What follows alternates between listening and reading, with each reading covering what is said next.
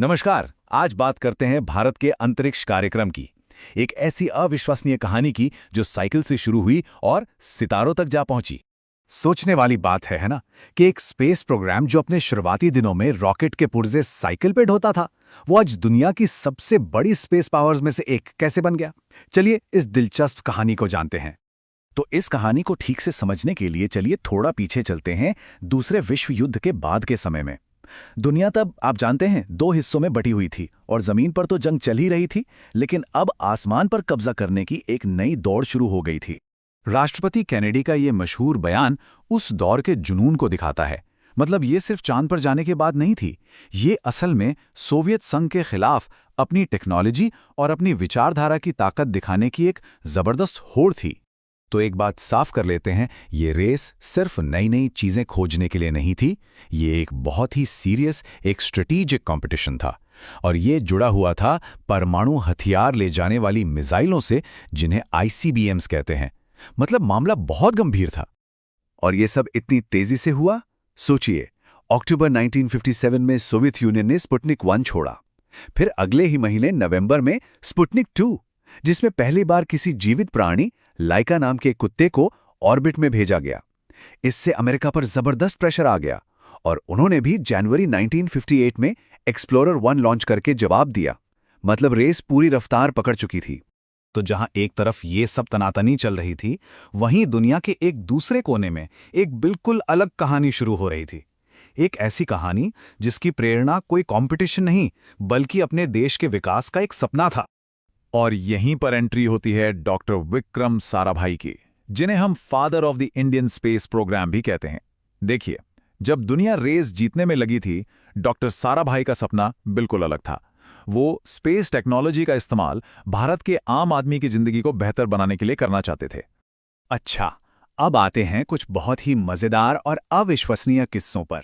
ये वो कहानियां हैं जो दिखाती हैं कि कैसे कम संसाधनों में भी बड़े काम किए जा सकते हैं, जिसे हम आम भाषा में जुगाड़ भी कह देते हैं।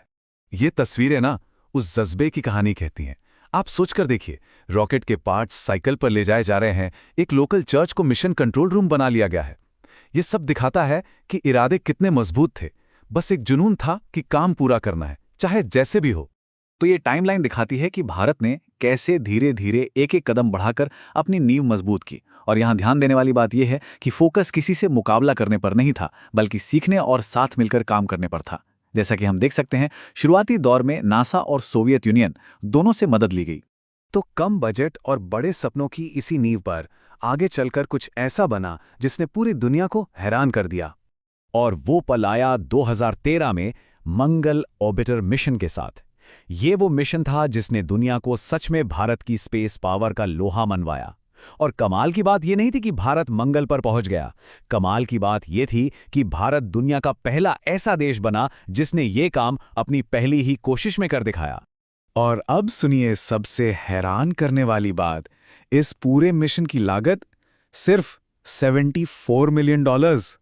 ये कंपैरिजन तो अपने आप में सब कुछ कह देता है। मतलब भारत ने एक असली स्पेसक्राफ्ट मंगल पर भेज दिया और उसमें हॉलीवुड की एक फिल्म द मार्शियन के बजट से भी कम पैसा लगा।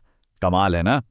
तो इस जबरदस्त कामयाबी के बाद एक सवाल तो मन में आता ही है कि आखिर इसरो, जो एक नया प्लेयर है, वो स्पेस की दुनिया के सबसे बड़े खिलाड़ी नासा के मुकाबले कहां खड़ा है।